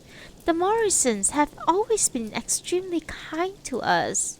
Nikki sighed impatiently. "It's just the way they do things." she said. It makes me sick, like the way they have brought up their kids. But you have hardly seen the Morrisons in years. I saw them often in Nava when I used to know Kathy. People like that are so hopeless. I suppose I ought to feel sorry for Kathy. You're blaming her because she hasn't gone to live in London like you have? I must say, Nikki, that doesn't sound like the mindedness you and your friends seems to be so proud of. Oh, it doesn't matter. You don't understand what I'm talking about anyway.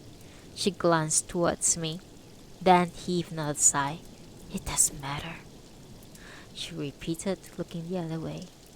I continued to stare at her for a moment.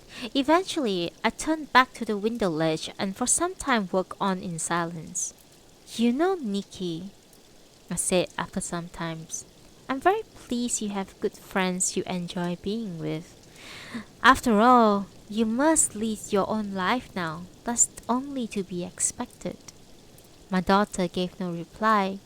When I glanced at her, she was reading one of the newspapers she had found in the drawer. I'll be interested to meet your friends, I said. You're always welcome to bring any of them here.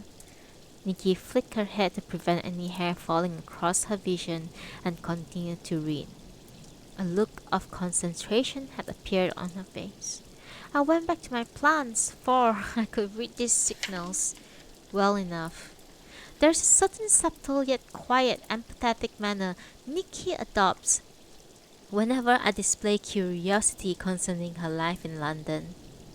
It is her way of telling me that I will regret it if I persist. Consequently, my picture of her present life is built largely upon speculation. In her letters, however, and Nikki is very good about remembering to write, she mentions certain things she would never touch upon in conversation. That is how I've learned, for instance, that her boyfriend's name is David and that he is studying politics at one of the London colleges. And yet, during the conversation, if I were to even inquire about his health, I know that the barrier would come firmly down. This rather aggressive regard for my privacy reminds me very much of her sister, for in truth, my two daughters have much in common, much more than my husband would ever admit. As far as he was concerned, they were complete opposites. Furthermore, it became his view that Keiko was a difficult person by nature and there was little we could do for her. In fact, although he never claimed it outright, he would imply that Keiko had inherited her personality from her father.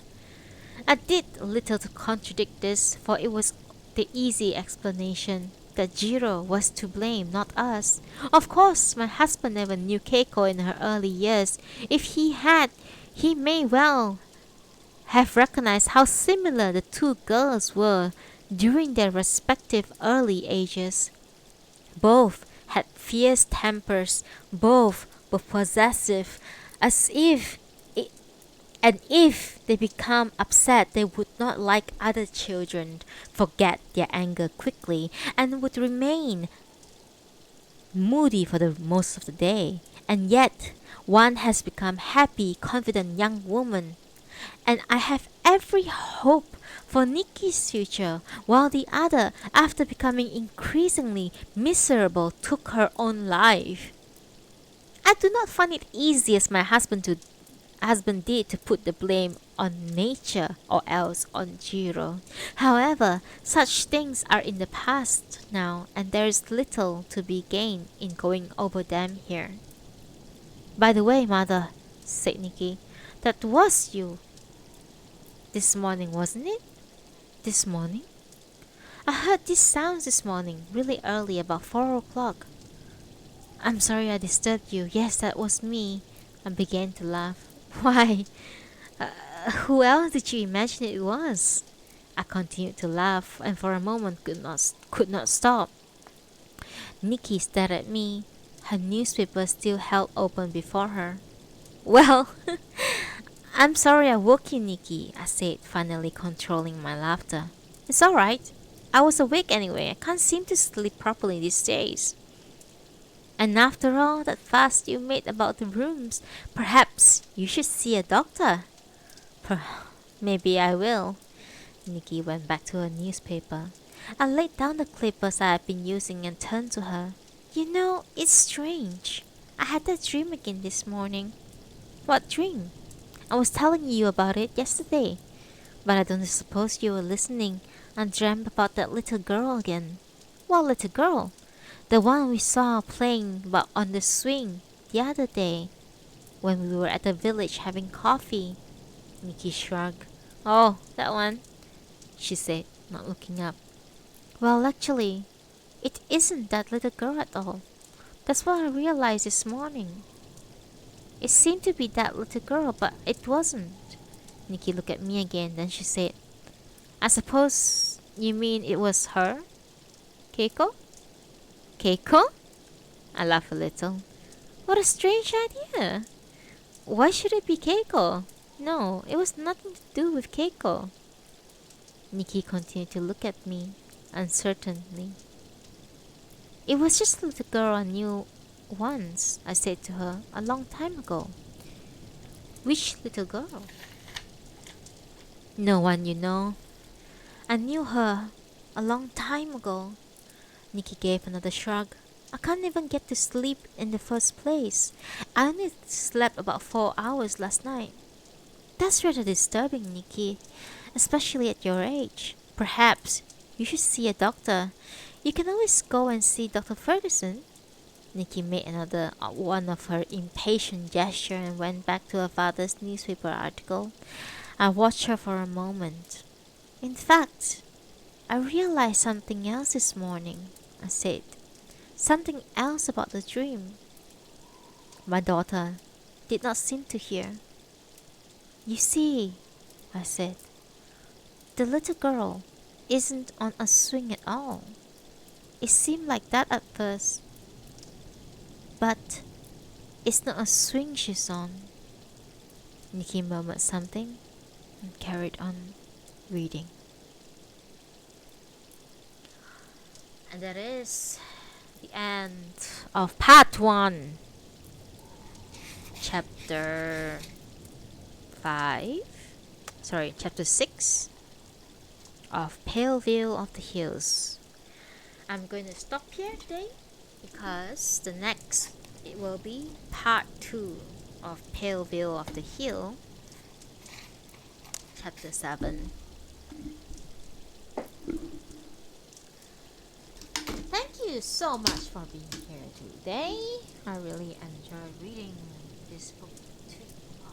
Oh, thank you, Neuro. Thank you, the creeper, Neuro.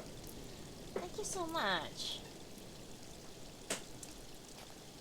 We are about halfway through the book. It's really well written. Like, it's seriously, the part 2 partition of the book is like right in the middle.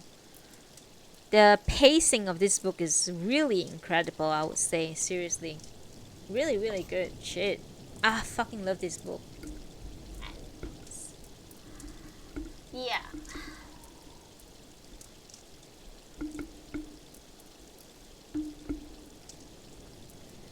Thank you for listening, guys.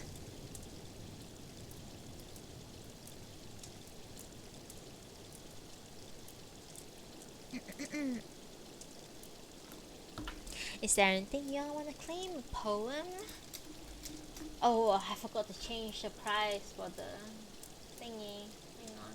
Give me a moment. It's way too expensive.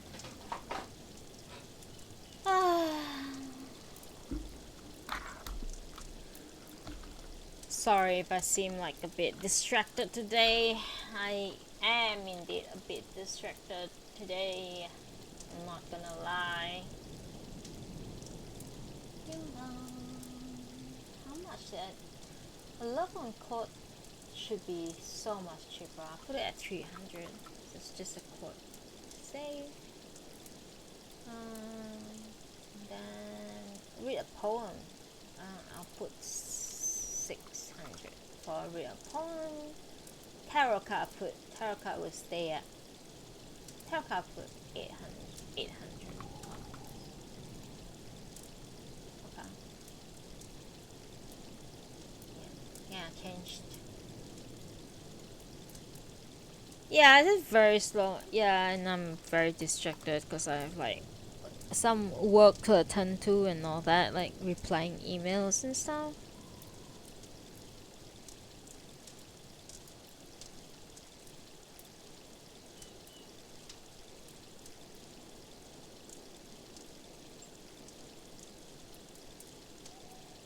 How you doing, Nero? How's everyone doing?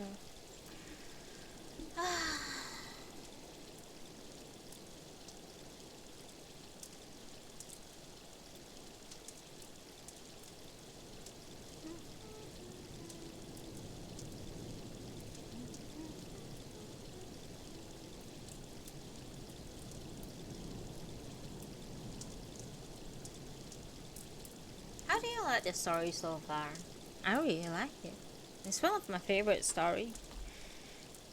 It's definitely left an impact on me when I first read it long time ago, and to the point that I barely remember the story, to be honest, because it was so long ago when I read it.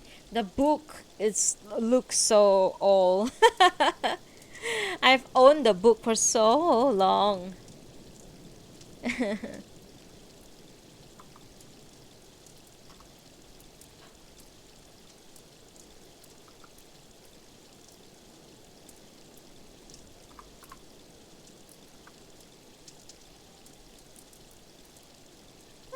You eating, Ando? What are you eating, Ando? Share it. Share it with me. Why are there 5 viewers coming out of like nowhere right after I finish my reading? Guys, I just finished the first part of Pale Bill of Heels. Ah, oh, nuggies are the best. Oh, I should make some later for lunch.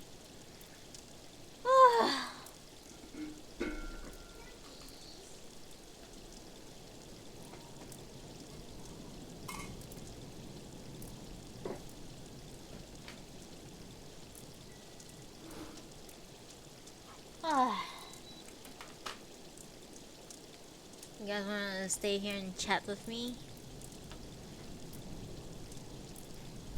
Let's do a quick AMA then.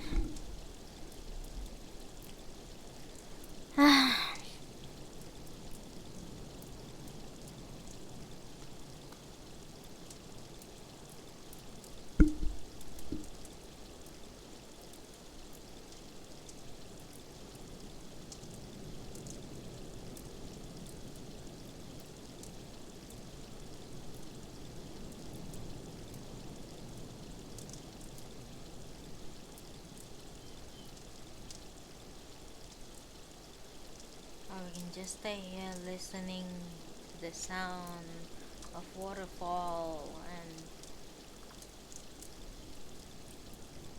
just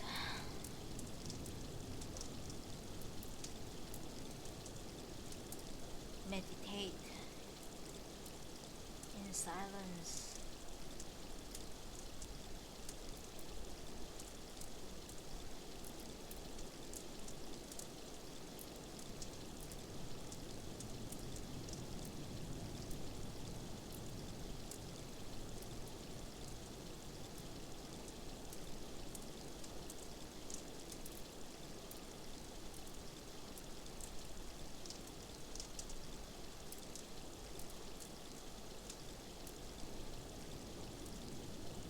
Yeah, it is. I'll just ask anything, I guess. I don't mind. If I don't think a question is suitable for asking, I'll just not answer it really. But most of the time I'm very open about answering questions.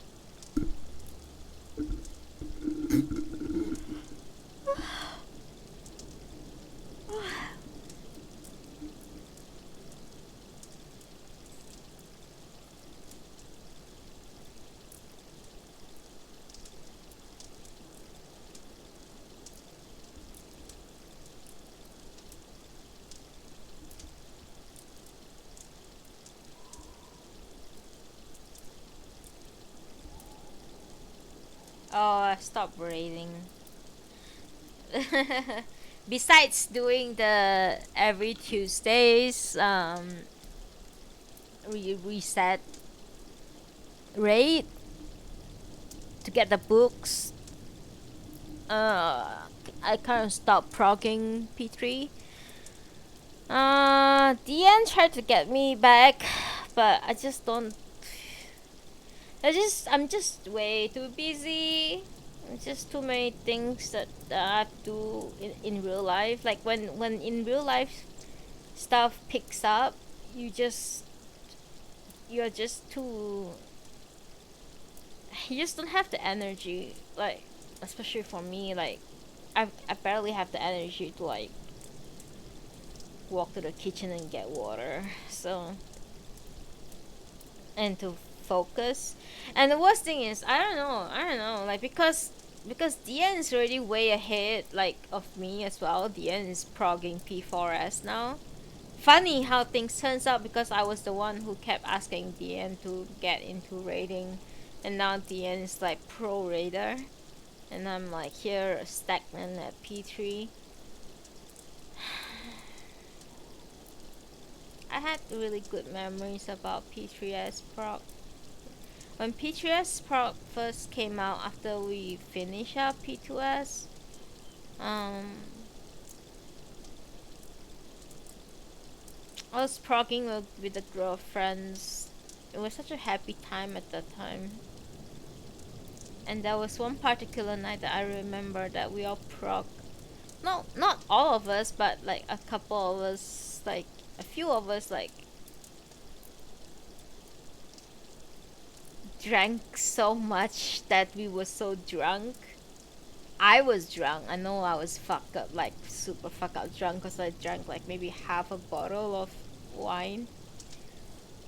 And I remember doing so well in the P3S pro, even though I was so drunk. And one person in the group said that you should drink more when you prog because you're doing so much better when you're drunk. It's such a good memory. It's a great memory.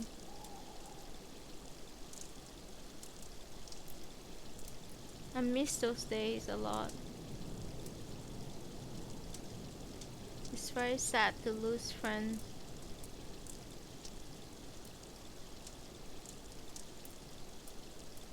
And it's nobody's fault but my own.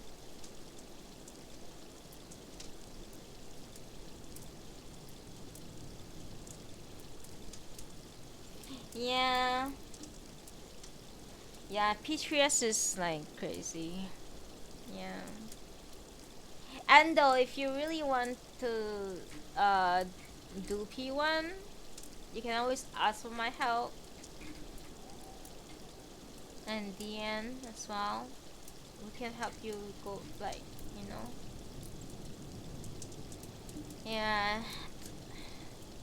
It's just that really like it's I I was progging a lot P1S, P2S at that time because um, around that time there was like holidays, you know, the Christmas holidays over the New Year, so there were people who were like off from work and all that, so we prog a lot, and we had time to prog, and we clear them like in a, and then as soon as P3S started, it was like just pure hell because it's so hard to get people to have the time to prog together again, and then some shit happened that's caused by me. I did some shitty thing, and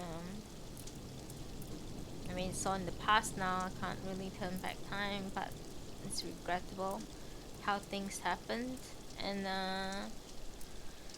and it's the group of people that I used to rate with just broken up basically. Also because they all weren't playing Final Fantasy, they were all playing Elden Ring at that time, And I was so butthurt about it. I think I lashed out a few times. Like I was just so angry that they were playing a new game that I can't play. And it's not that I can't play, I can play, but I don't want to fork out 60 fucking dollars for a game that I would hate. Cause I'm not a Dark Souls kind of game game player. So, um, but yeah, I miss those days when you have a group of people who you raid with, and then you just laugh together when you die, instead of getting angry at each other. You know, I miss those days. I miss them. It's very. I'm still very sorry about that.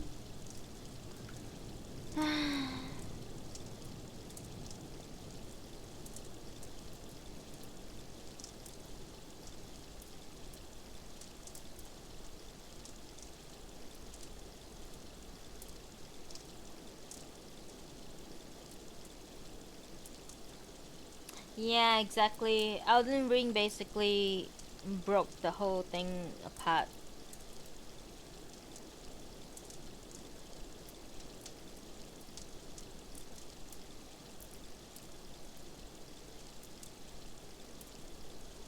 Needless to say, I really hate Elden Ring.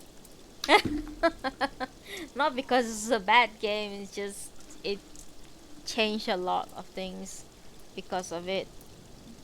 It's very sad. A lot. It's just sad. But the whole Discord happened. It's my fault. The whole Discord that happened in Discord. It's my fault, so I can't blame anyone for it and except myself. But blaming oneself is not going to do anyone any good, so I'm not gonna. Yeah. Really, Ando. Really. Really, really, really.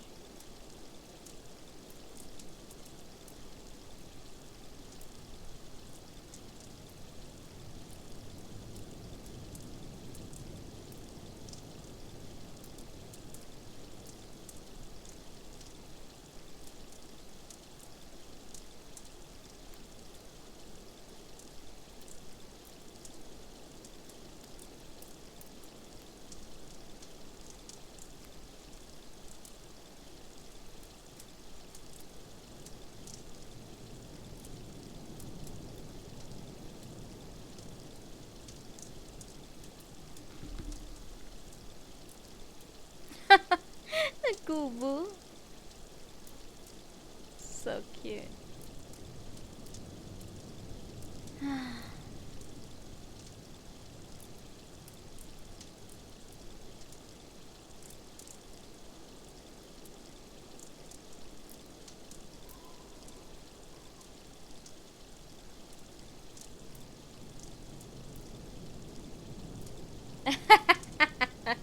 Can't call me to dying too much. Don't want to. Yeah, that's the thing that I don't understand is that they were complaining about dying so much, and they were. It was like at the same time they just kept going back to die, and then like even to the point that when I asked them to come and do the re-clear with me, they were like, nah.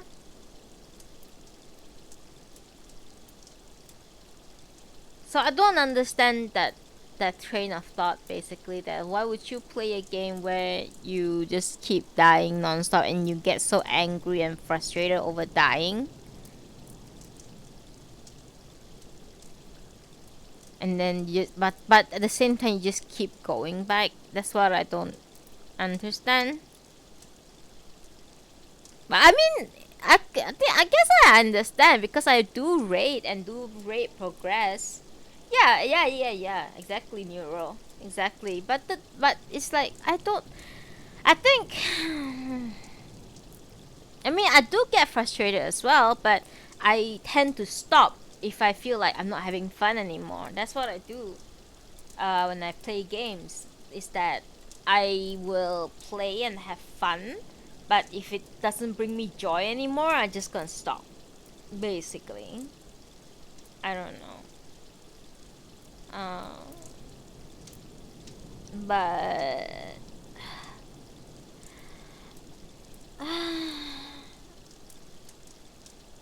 but from what I seen at the time when they were like, playing Elden Ring, is that they kept dying and they were like angry or frustrated, but they just kept going back to the same boss. Like, it's so weird to watch. Um,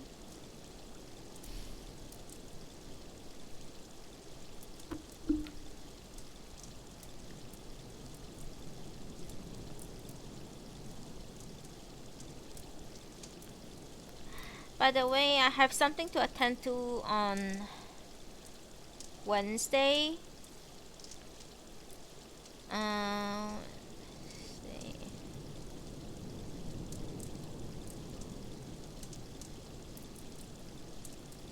So I won't have Noodible on Wednesday, but I'll have Noodible on Thursday.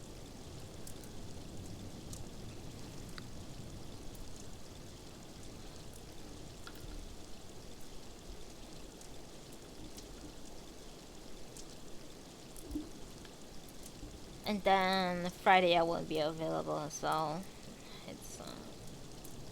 I thought it would be a free week, but somehow it's like a super busy week again. I hope next week it's gonna be better. I'm so I I don't know.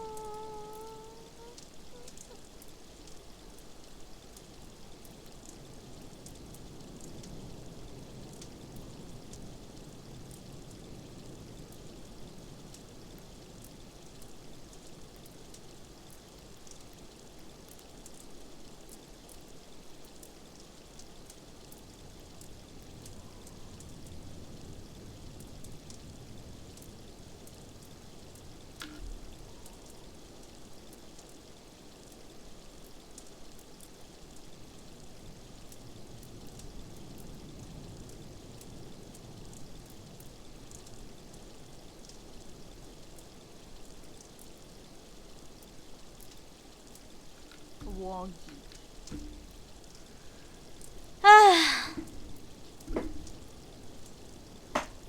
Alright, I think I'm gonna end my stream now, but before I go, I'm gonna read you guys a poem.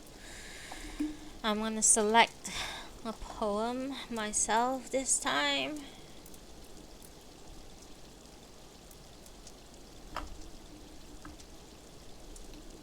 Actually, I'll choose one myself this time. I'll flip through a book and then I'll stop and then I'll read whatever that's in front of me, okay?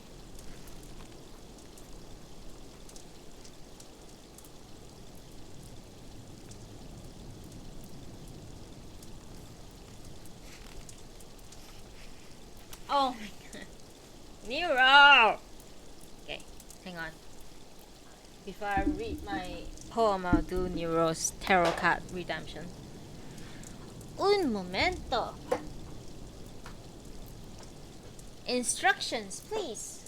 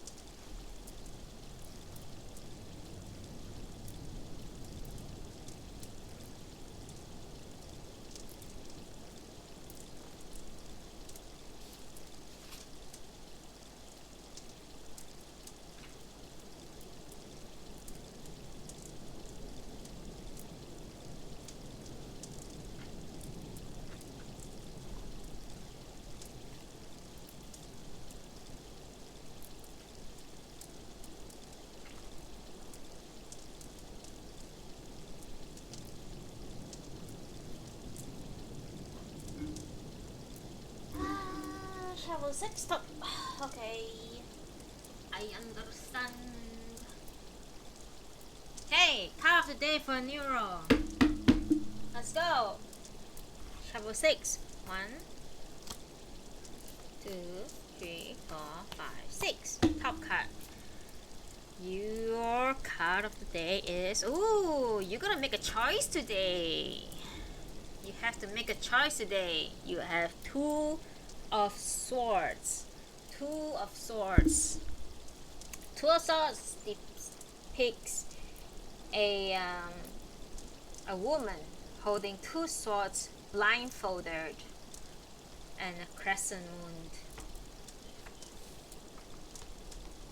beaming down on her. Two of Swords. Keywords: combine tracks, resources, courage, faith, friendship, conflict, and balance. Okay. The upright Two of Swords can symbolize balancing the right and the left hemisphere of your brain, combining intuition with intellect. Drawing this card may mean you must make a decision and need to call on both.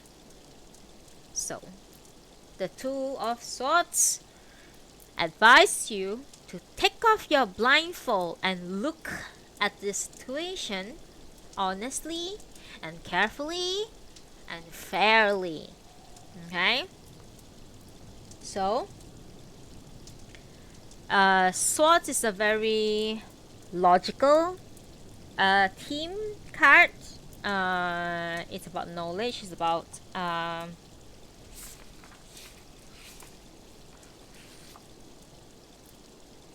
communication, state of mind.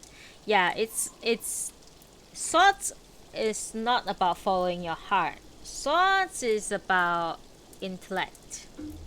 So when there's something today that you need to make a choice of, but we don't know what. I don't know what choice you need to make today. Whether it's to play a game or go study, work or go play. I don't know. Eat McDonald's or KFC. You gotta make a choice today, basically. But you need to use your inner guidance, your logical guidance, the logical part of your brain. Have faith in yourself, in knowing your own judgment to make a choice. So that is a card that you should look out for. Not a card that you should look out for. It's a situation that you should look out for today. So it may not be happening right now. It could be happening maybe later today. That there is a point today that you will need to make a choice. Then the Two of Swords will remind you that you need to make a proper choice in regards to your situation. Use your resources, believe in yourself, have faith in your intuition, in your logical senses, in your rationality to make that choice. Okay?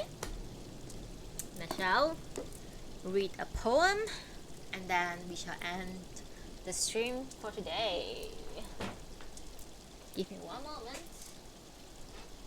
I got a poem here that I flipped to. The poem is by John Wayne. John Wayne. W-A-I-N. The title of... Oh, you're welcome. You spent your points on it. The title of the poem is called The Bad Thing. The Bad Thing by John Wayne. This is how the poem goes. Sometimes, just being alone seems the bad thing. Solitude can swell until it blocks the sun. It hurts so much, even fear, even worrying over past and future gets stifled. It has won. You think this is the bad thing. It is here. Then sense comes. You go to sleep or have some food, write a letter or work, get something clear. Solitude shrinks. You are not all its slave. Then you think the bad thing inhabits yourself. Just being alone is nothing, not pain, not balm. Escape into poem, into pub. Wanting a friend is not avoiding the bad thing. The high shelf where you stacked the bad thing, hoping for calm, broke. It rolled down. It follows you to the end.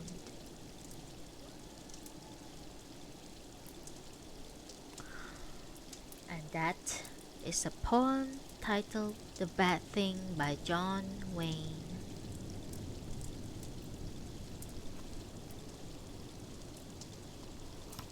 I hope you guys enjoyed that.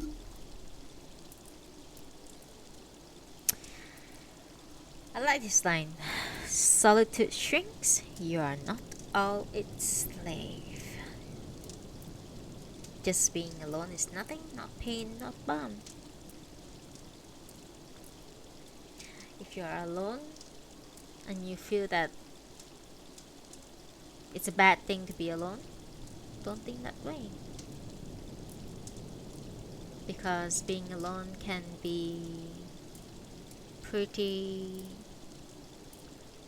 clarifying experience. You can have your thoughts to yourself. You can have yourself to yourself.